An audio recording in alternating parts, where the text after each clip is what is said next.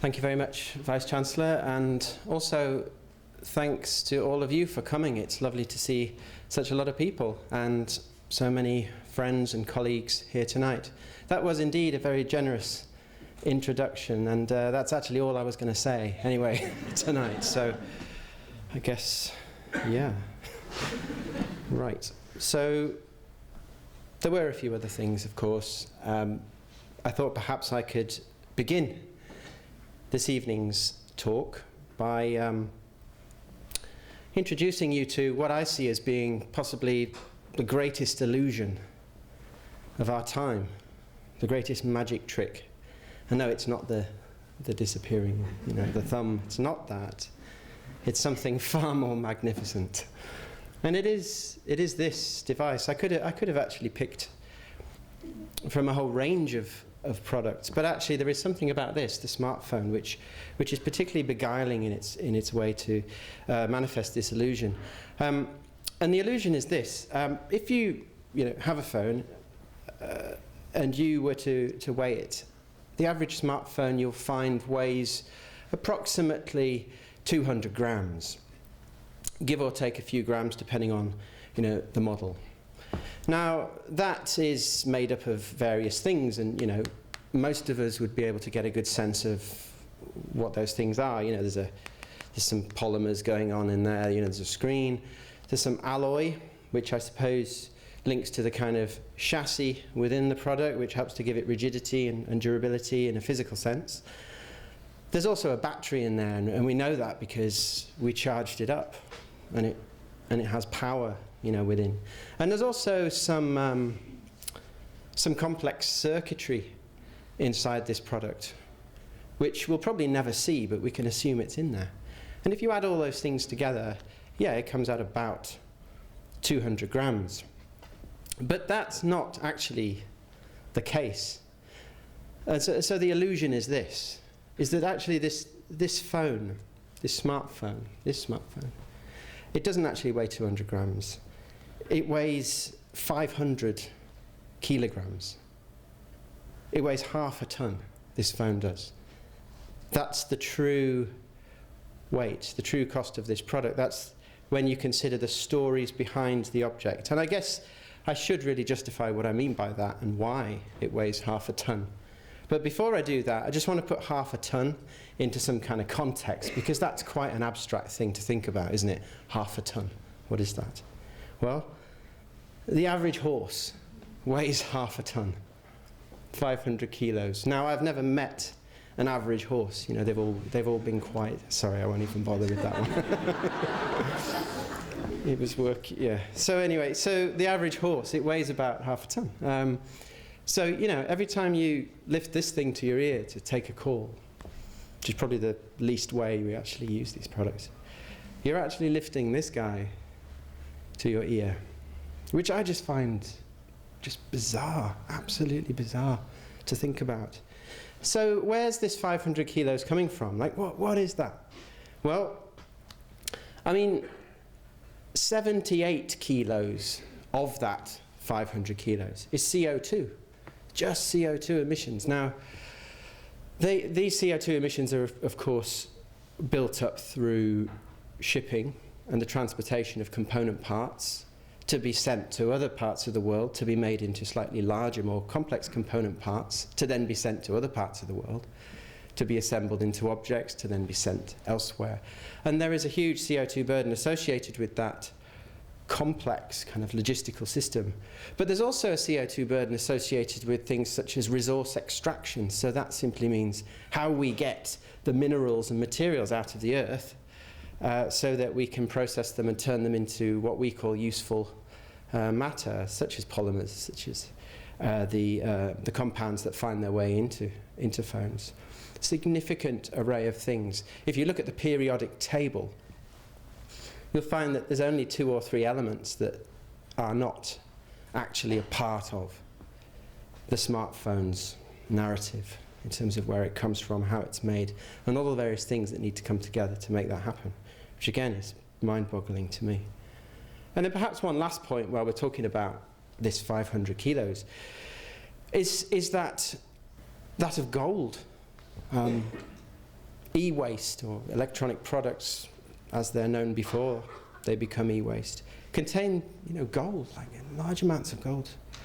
And it's known, it's well known that a ton of phones contains more gold than a ton of rocks from a gold mine. It's just really interesting to me to think that these objects, these invisible objects that we're so familiar with and that really characterize our experience of the everyday, these invisible things that we just kind of, we take up, we engage with, and then we replace so easily. So much goes into the formation of these things that it's really critical that we start to consider, well, should they be lasting longer? Should we be relating to them differently? Should we be making them differently? So at what point does this become useful? Because I'm sure it's kind of vaguely interesting, but how can this become useful? Because these are all really complex technical things. So when we talk about sustainable design, what is sustainable design? I guess the simple way to say, well, it's the horse. Don't tweet that because it won't make any sense at all. It's about horses. I don't quite get the rest, but it's something to do with horses. Sustainable design, well, it's the horse, not just the phone. And it's really interesting because, in design, we're just focused on the phone as we are as users, as consumers, as human beings, as people who interact with material things because they're interesting. Yeah, of course, it's about the phone. But actually, if you think about sustainable design and how we need to really begin unpicking this complicated set of scenarios and trying to understand where impact takes place, then it's about the horse and not just the phone. And that's a really complicated thing to start getting your head round. The field of sustainable design at that moment goes from being this big to, well, not having edges to it. It becomes about everything.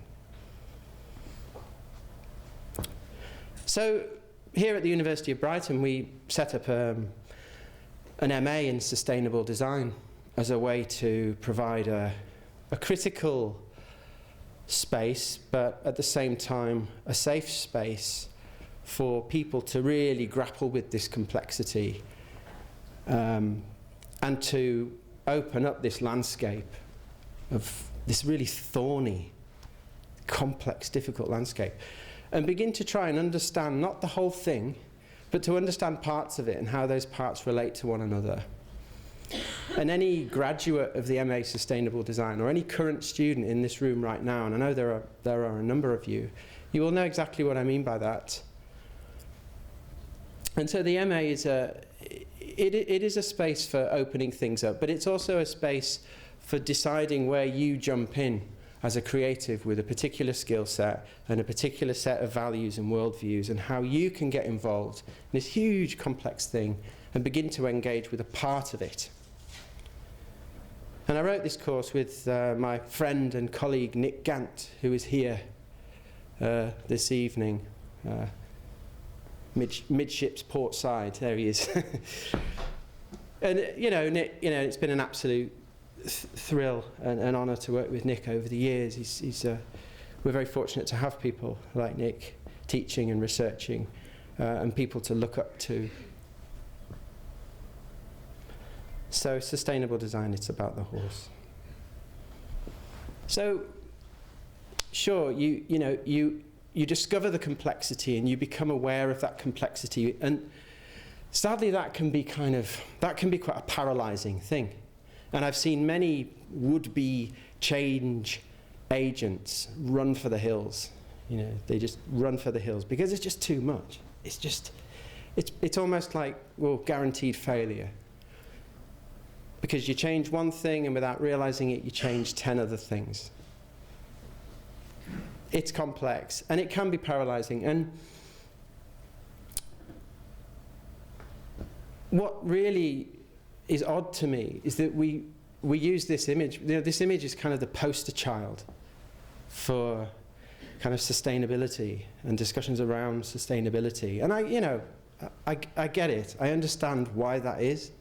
I understand that there is a kind of perhaps, dare I say, some kind of spiritual and almost inspirational feature to this image, which makes us wonder, and it makes us think in a way that could be interesting. But what I find hard where I find hard to get to is, well, at what point does that become helpful, as an image? I mean, apart from anything else, we're being told that the world's in a mess and things need to change. But that looks fine to me. I mean, it really looks great. The water looks blue. I mean, it looks beautiful. I was on Worthing Beach a week ago, and it wasn't that colour. It was chocolate milkshake brown because of the storm. That's perfectly normal, but that looks beautiful. And look at those clouds; they're so white. Surely there is nothing wrong there. Surely this is a pristine, perfectly balanced place. That's what that image is telling me. And it's not in the finite planet. It's not. The sun's not on there. Where's the sun? Our biggest resource. So I find this slightly unhelpful.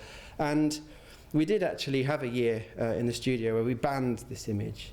And the results were interesting.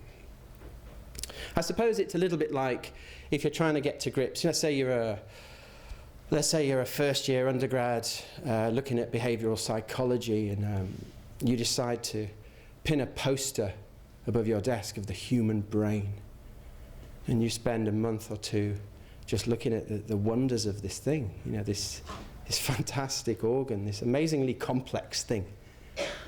And your friend knocks on the door to come in. How's that psychology going? It's like, still haven't got it. And we all know why that is. I don't need to explain why that's the case. So I suppose it's important that we do present ourselves with imagery and messages and stories that are helpful and that do take us closer to the detail in the complexity. Because I think these macro images actually take us further away from knowing what to do. And right now, we need to know what to do. So I'm going to jump back in time a little bit and tell you a story. So in 1997, I graduated from Leeds with a degree in 3D design, as was mentioned earlier. And I was a 22-year-old guy, and I'd pretty much got it all figured out. So I believed that design at that time was a corrosive force that stimulated artificial need and encouraged people to spend money on things they didn't need, money they didn't have, and I really felt allergic to design, I think would be the best way to put it. I felt really uncomfortable about it. It was a fantastic course that I did. It made you think an awful lot. But unfortunately, as someone who already thought an awful lot, it kind of pushed me a little bit over the edge, I think. So I decided to run for the hills. I was one of those people that was crippled by the enormity of the environmental crisis. So I just ran for the hills. And these particular hills that I ran to are in Japan. They're in a place called Hokkaido, which is a large island off the north of Japan, about the size of Scotland, this island. And I lived in a Buddhist commune there for some time. And I think the intention was just to go there, as in just to go there. Not like for a while, for a month, for 6 months, for a year. The intention was just to go. And I lived in this beautiful place, this completely remote but fertile and rich place, which was full of wonder. It smelt of eggs all the time, because up there, that's the active volcanoes on the hill. We'd wake up in the morning and go out into the pasture, and there'd be lumps of rock there that weren't there before, because it had sneezed, as they said then. Reassuring. So I went there, you know, and not a great deal happened, which I should have seen coming, really, a Buddhist commune. So not a lot happened, which was great because I had an awful lot of time to reflect and to wonder about things. And for a time it was good. For a time it was really good. You know, I did a lot of, you know, as you would imagine, a lot of meditating, a lot of eating healthily, and I felt as though I had no impact, which at the time I read as being an achievement. You know, I'd literally just taken myself outside of this system of impacts, and I suddenly became kind of inert. I was invisible to the biosphere, and I felt good about that for quite some time. And then I took to walking, and I used to walk to the top of those hills, which was a good sort of 2/3 of a day to get to the top. And I used to sit on top of the hills and just look over the brow of those hills, because just over the brow of those hills there is a small industrial facility with factories and container ships and all kinds of things going on. It's like a miniature world viewed from up there. Of lots of things happening, chimneys spewing out fumes, presumably productivity taking place, industry. That's what it was. And I used to sit perched on my mountain, you know, looking at that. And then I suppose it hit me, and it hit me really hard, that yes, I had no impact. And yeah, I had no impact. That was the problem. You know, I'd actually put myself in a place where I was unable to influence anything other than my own individual impact, you know, on the world, which was a good start, but it frustrated me really deeply.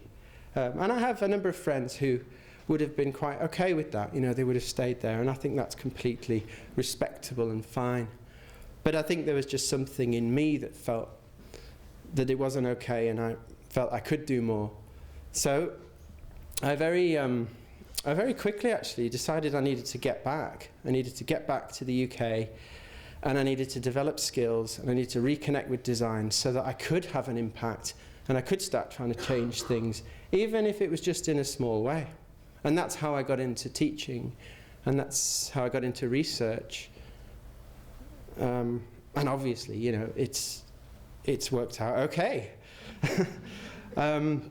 Leaving this place, one of the first things I did was I did a master's degree in design futures at Goldsmiths, which was brilliant for many reasons, but perhaps most of all because I met my amazing wife there, which was a wonderful thing to come out of it. Ming Ming's the person shrinking into her seat just at the back there. You know, and that was amazing, and I can say without any hesitation at all that I wouldn't be standing here this evening if it wasn't for her and her support for me. So I'm really very grateful for that, and I'm very lucky. Okay, so in research you see a lot of numbers, a lot of graphs, some scary graphs, some graphs you can't relate to, lots of things, and I'm not including any graphs or scary numbers or statistics in this talk deliberately, other than this one, because I believe it's just so important, and it was something that when I came across it, I just couldn't put it down. I just couldn't, you know, and 10 years ago, I came across this, and it's still very much fizzing still today.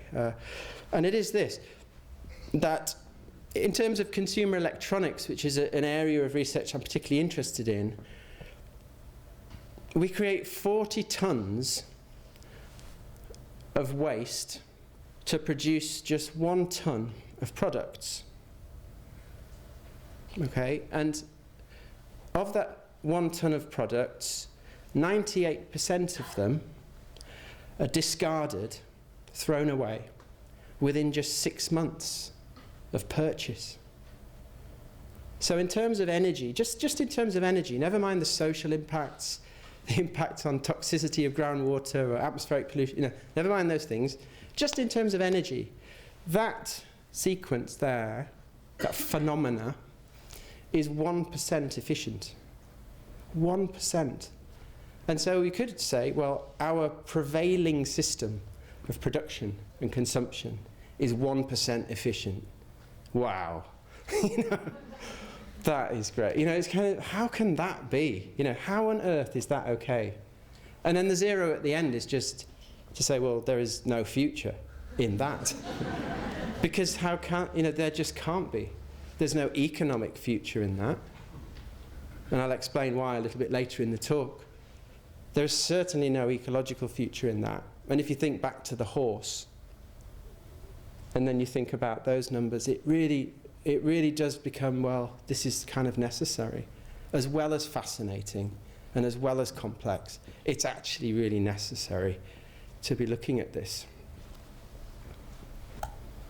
So, I think we often look at this scenario, you know, short product lifespans and rapid turnover of things, and we think, oh, well, that's planned obsolescence. You know, and in some respects, yeah, that it is. In some respects, it is.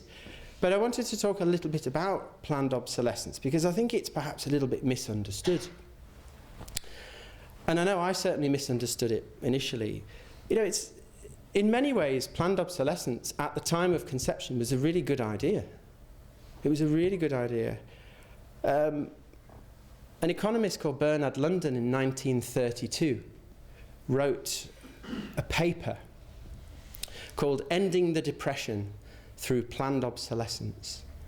And this paper was, in a way, it was a response to extraordinarily difficult times during the Great Depression. And this particular example relates to the US, but of course the Great Depression appeared and impacted all over the world at slightly different time periods perhaps and in slightly different ways, but the US Depression in the 30s was something that Bernard London was responding to when he created the notion of planned obsolescence.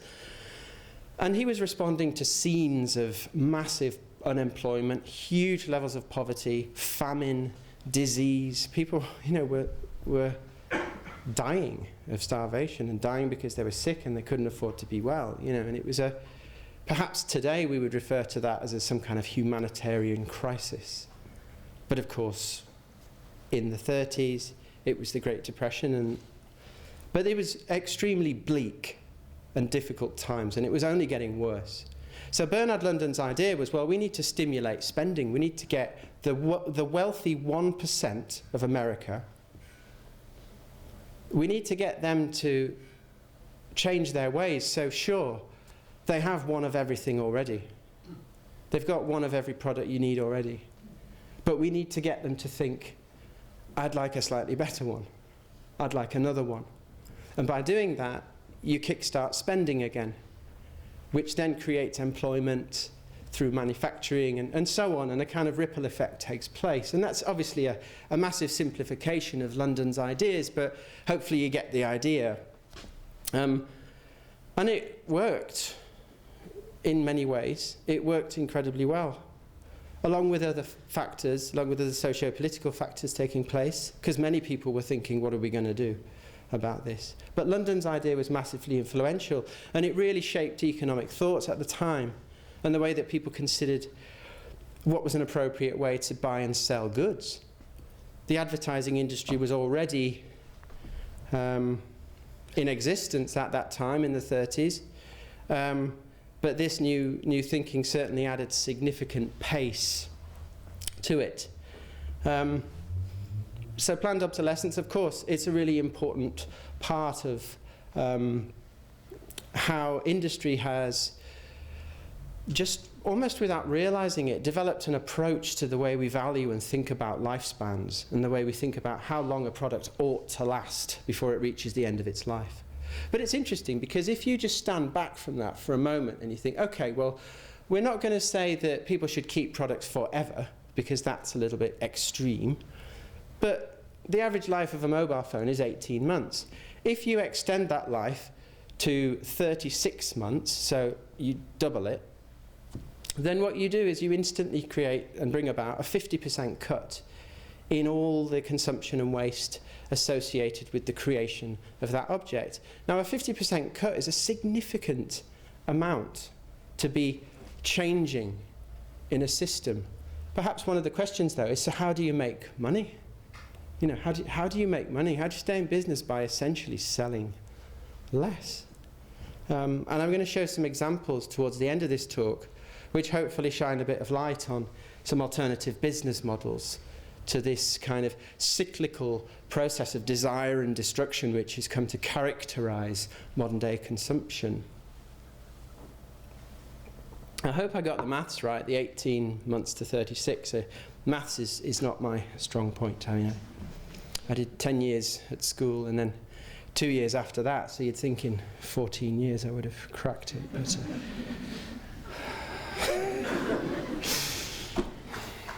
yeah, you like it, great. Yeah. So sure, planned obsolescence is a part of it, but you know, does that mean we're all just kind of zombies, just blindly taking up matter and then throwing it because some economic system tells us so? Well, no, of course we're not. And we all own things that we are deeply attached to in ways that we find really hard to articulate. You know, we find it really hard to explain, you know, why the things we have, which might very well be worth nothing in terms of money, but they are absolutely priceless in other ways to us. They have huge significance and personal meaning. And I thought to illustrate that idea, I would just share with you two of my most treasured possessions, and they are these two lumps of rock. And it's difficult to get a sense of scale on the screen there. You know, let's say the one on the left's in real life, it's about the size of a Victoria plum. And that makes the one on the right probably a damson, something like that. You know, so they're not massive things, but there they are. You know, and to me, they're the two things that I think I would really find hard to not have anymore.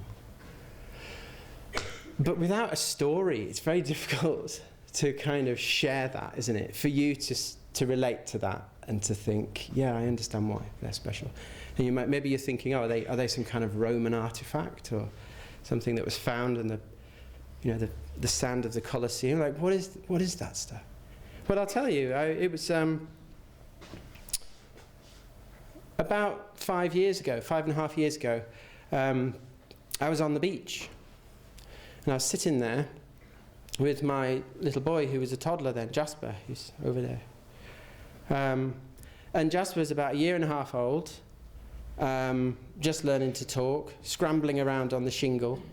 And I was, you know, tired. I was really tired. You know, I hadn't slept properly for about 1.5 years, actually.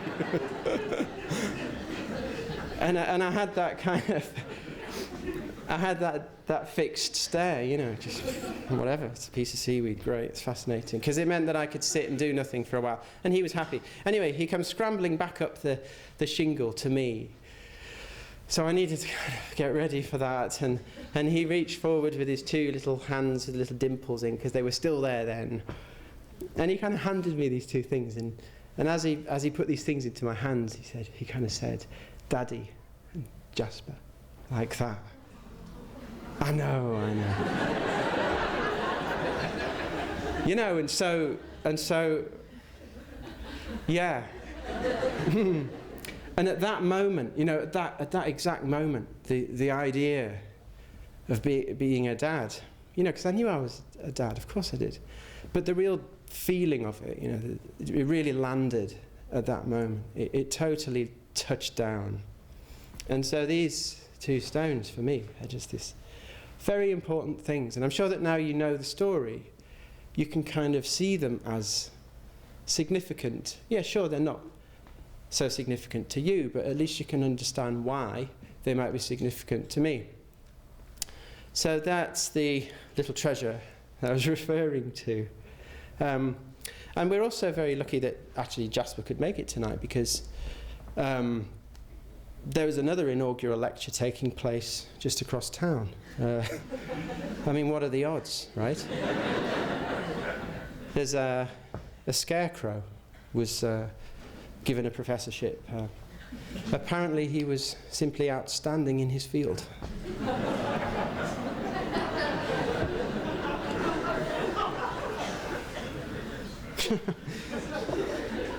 I can do this all night, it's fine. Okay, so you do get curious, though, when you're researching about, why do people keep certain things and not other things? How can we design products that people want to keep for longer? And so on. And I got really curious, and I started to feel as though I needed to speak to someone who really understood relationships and the kind of technicalities of relationships and the behavioral processes behind why people form meaningful attachments, but over time those attachments mutate, sometimes fade, sometimes strengthen. So I decided to go and visit a marriage guidance counsellor as part of my research into product longevity. And I took with me my old muscle stereo from when I was a teenager. Now, one of the common techniques in psychotherapy and CBT and different forms of therapy actually is something called empty chair therapy, where you kind of role play and you kind of say, well, what if this person was sitting in that chair? What would you say to them? And it's you kind of live the experience in a kind of simulated way, but somehow it feels quite real. It's very impacting. So I took my old muscle stereo with me to this empty chair therapy session, and we went through a classic marriage guidance session to talk about, well, it used to be great. And something changed. And we went and we role-played, we role-played. And of course it took a little bit of time to get past that feeling of, this is stupid, it's not going to work. But as anyone who's ever come up with anything new will know, you've got to sort of put yourself in an unusual position, or you've got to step into a space that you're not familiar with. And sometimes it's so that you can look back at the space you are familiar with, but from an angle you haven't seen before. A little bit like my trip to Japan, I suppose. Only this took an hour. So we did the role play, and we had these really interesting questions like, how did you meet? You two, and I would respond, well, I was Christmas shopping with my friends, and I saw it in the window and popped in, got to know it a little bit, and then there'd be the next question, and so what happened next? Come on, this is good, keep talking, and it was very easy to have this conversation, very easy to have it.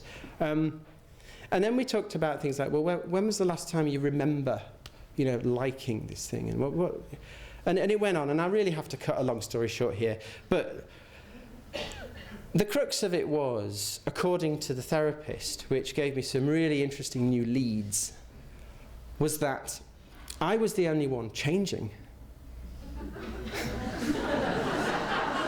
And and this product was just the same. It was just the same, no new stories, just nothing, just the same. And it had created some kind of rift, apparently. Now, of course, you're all very intelligent people, and I know that you'll be sitting there thinking, yeah, well, it's not that simple, is it? Because, of course, it's not. But what this session did, which was really powerful for me, is it totally reframed the way I thought about our interactions with the material world as being about a set of relationships with things of various intensities and strengths and of various longevities. And that there are certain things you can do in a relationship to kill it and end it, and there are certain things you can do in a relationship to try and elongate it and make it richer and more interesting. So we talked a bit more, the therapist and I, about this still, talking about, well, so how could it be then that you could create objects that evolve and that adapt, so that actually it's not just a one-way conversation, and that there is more kind of mutual evolution and growth? How can you create adaptive products? And when we look at things like the increasing levels of materialistic value orientation, or say MVO, as it's often known, which I think is just a a fairly intense way of saying that we increasingly deploy material goods as a means to present other people with a sense of our status or our skills or our power very often. And this materialistic value orientation is something very interesting in terms of people moving on and leaving objects behind, in that they no longer help to convey the image they want to convey. And so it is complex and it is interesting. But at a user experience seminar at Samsung about a year ago, I met with a designer who said, no, it's not complicated at all. It's about understanding why stuff goes from whoa to he said, that's it. My thesis is that. I suppose the challenge is, how do you get it to go from whoa to whoa? But anyway. So these are the things I'm interested in, and these are the things that actually a great many of us are interested in. And I decided to write a book about these ideas and to try and kind of draw them together into some coherent manner so that they could be accessed and engaged with by other people, not just because I felt like I had it figured out and I had a duty to the world to share it. It wasn't that. It was because I felt like I'd figured some things out, and the only way I was going to move forward was to share it so that people could then join me in conversations and I could learn more and write more and practice more and do more. And so, yeah, I wrote a book, and the book was called Emotionally Durable Design, and it came out just under 10 years ago. And the book, I suppose, to sum it up really in a short way, was to say that it presented some counterpoints to a throwaway society, and it presented design tools, methods and frameworks for creating products that would have a more enduring relationship with their users. So objects that we want to keep for longer. How do you do that? So I created this book, and I suppose to my surprise, in many ways, the idea in the book, it took flight. The ideas took flight, and they built nests, in the minds of others. Which was an extraordinary thing for me to experience, just this idea, really, that was articulated in a certain way, and it seemed to connect with people who possibly weren't thinking about those things. But what was also interesting was to talk about emotional attachment and what makes something valued by a user and how that can be enriched and elongated. What was interesting is that all the designers I spoke to wanted to have that conversation. I didn't mention sustainability at all. We just talked about, how do you create meaningful stuff? Meaningful stuff. How do you do that? And how do you design it in such a way that it continues to be meaningful? Every designer wants to have that conversation. No designer really wants to create meaningless rubbish. So it created a kind of back door to sustainable design, so that people could kind of enter into the sustainability space without necessarily intending to, a little bit covert, but it worked really well, and it really widened the appeal of the sustainable design space to a lot of people who felt that it wasn't for them. And I was fortunate to be able to apply some of the findings of the book and develop a PhD which really looked in more depth about how we can actually generate new economic models around selling less. So switching to servicing, switching to selling upgrades to products, switching to repair cultures, and how we can build economic systems around that. So sure, you sell only one product and it lasts longer, but there are points along the product's life where you can make money through keeping things good, keeping things upgraded and keeping things fresh. And I was very fortunate doing my PhD to be under the supervision of the fantastic Professor Jonathan Woodham, who we all know and love as an absolutely sterling fella.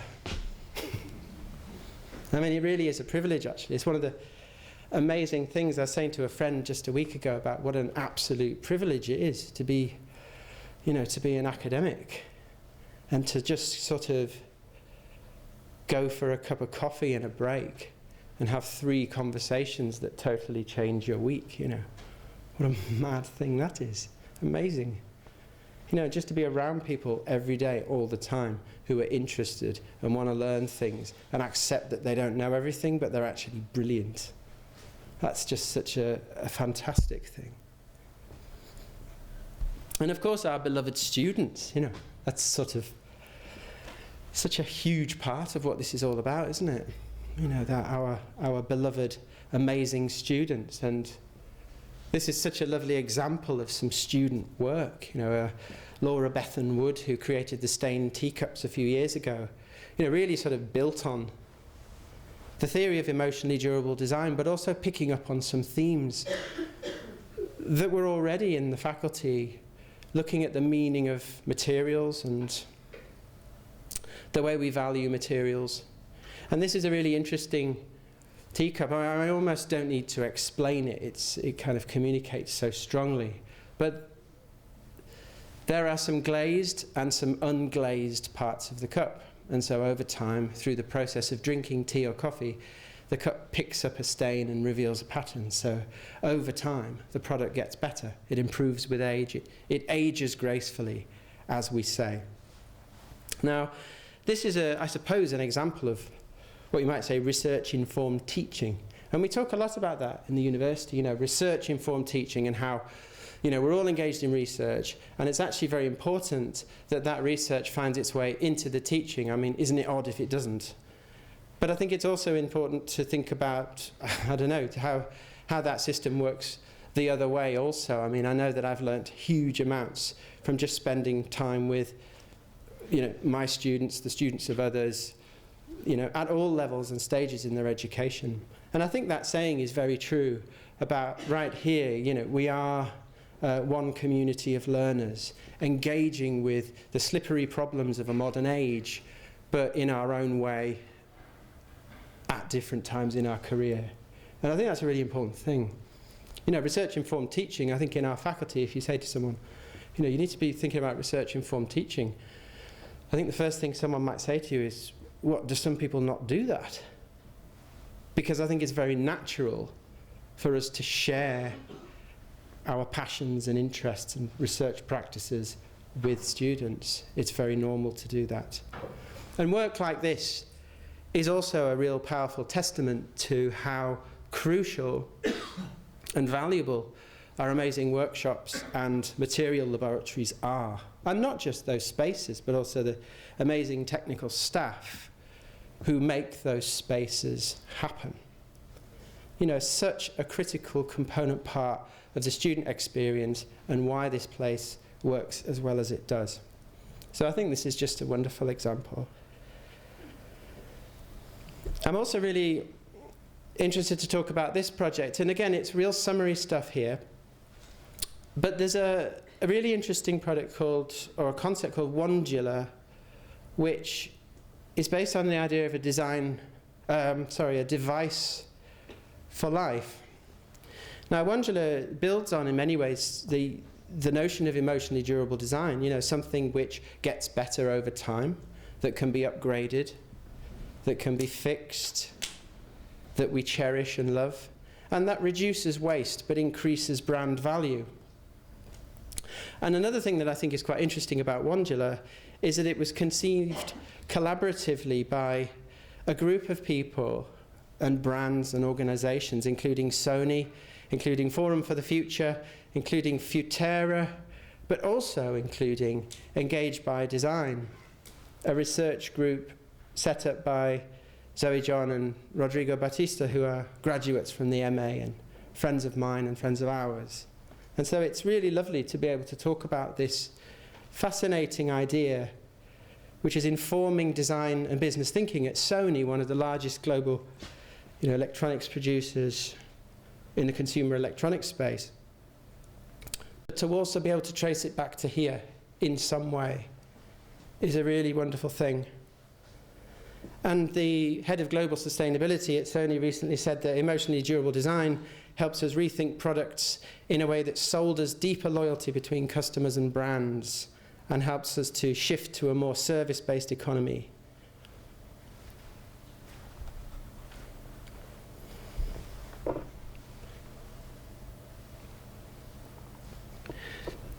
So, some of you might be curious about this image, although you've probably seen it a few times already because it's obviously was used in the poster for this talk. This fantastic object, this toaster called the Optimist, is created by a team called the Agency of Design based in London. And it formed a part of an exhibition at the Design Museum recently called The Future is Here. And there's a section of the exhibition dedicated to the theory of emotionally durable design and the design industry's response to the theory and ideas that kind of orbited the ideas of the theory. And Diller was there, but also the Optimist toaster was there. And I just think this is a really interesting object. Toasters are really problematic, and Rich Gilbert from the Agency of Design, who is here this evening, told us that toasters are very disposable household items because they fit in a bin. I suppose, you know, so one immediate way to get around that is to make them bigger. But anything that you can get in a household bin, and obviously none of us would do that, but anything that you can get in a household bin will get put in the bin. And it's just really interesting. You think about a toaster, you know, a toaster going in the bin. But, you know, they do. Lots of toasters end up in the bin. So it's a really interesting thing. You can buy a toaster for £3.50 in a store that I can't name. But, yeah, I can't name it. But you can buy incredibly cheap toasters which couldn't possibly exist for that price. They just couldn't. And they last 6 months. And a lot of people buy these toasters as a stopgap toaster while their real toaster is getting fixed, which is really interesting and problematic. So here is a really durable toaster which has been designed in such a way that it ages beautifully. You know, if it gets knocked and dinted, it improves it. You know, it gets absolutely patinaed and better. You can almost make out on here the pock marks and speckles on the surface because it's been sand cast, which again is an interesting thing to think about in this kind of alien, glossy world of polymers. You know, that really changes things instantly. And I could talk for an hour about why this is interesting, but I've got 2 minutes left, so I can't. But we're surrounded by interesting examples more and more every day. And of course, we work a lot with Puma. I mean, Puma are one of the University of Brighton's research partners, and we're proud to work with Puma. And we have been doing so since 2009. And it's a really healthy, flourishing relationship, which is, in many ways, is only just getting going, although we have achieved a great deal already. And we kind of describe this relationship as a sustained conversation between two groups of people with different ways of working, but similar foci. So we're looking at very similar issues, but from different directions and in different ways, and that difference is valuable. And when we come together, it's tricky, because we don't speak the same language and we don't work in the same ways. But through these controlled collisions, really exciting, interesting things happen. And it makes the relationship really interesting and worthwhile. And one of the things we created through something called the Puma Sustainable Design Collective is a system of 50 different ways of approaching sustainable design. And what that did was it provided designers at Puma with some really friendly, approachable ideas about how they might begin to enter into this thing called sustainability, which, you know, with all the goodwill in the world, a lot of people under huge pressure and tight deadlines just don't feel they have the time to engage with as much as they would like. So these sets of icons and stories around each icons, these are now in Puma's global design headquarters in different parts of the world, to adorn the studios, to help provide kind of visual stimulus and just sort of something to wonder about and to help think about different ways of entering into the space. And so this is a little bit like what Kate Fletcher tells us, which is that we're not looking for mass answers to this, but we're looking for a mass of answers. We're looking for lots of ways of engaging. And some of them will be big, hard-hitting answers, and some of them will be softer, more subtle things. But they all matter, because when you add them all together, that is the sustainable design field, and it becomes a powerful force, riddled with diversity and conflict and dynamism. And so it is about the massive answers. It's not about trying to reduce it down to a checklist of 4 or 5 things you need to do. It's not about that. Or perhaps another way to put this is, it's about 50 shades of green. And for those of you that are perfectionists, there are 50 there. just to save your time, all right? Because really, it is about that diversity. And I'd like to close by saying this. Is that if you look at ecology, think about ecology, what makes, a healthy, dynamic, abundant piece of land or a territory or a space? What is it that makes it like that? Well, it's diversity. We talk about biodiversity all the time. Well, that's what it is. It's difference that makes the friction and the energy. That's what does it. And here at the Faculty of Arts, this, to me, this is actually what we have. We have this incredibly fizzy, dynamic, and kind of fertile ground. That's what we have here. And under the the leadership of Anne Boddington, our dean, and the many skilled and brilliant academics I'm surrounded with, the students, as I mentioned before, and the people who make this institution work from the various angles that they look at things from. They all matter. And we've got something really special here. So I'm absolutely proud. Professionally, I could not be more proud than to stand before you this evening as a Professor of Sustainable Design here at the University of Brighton. Thank you very much.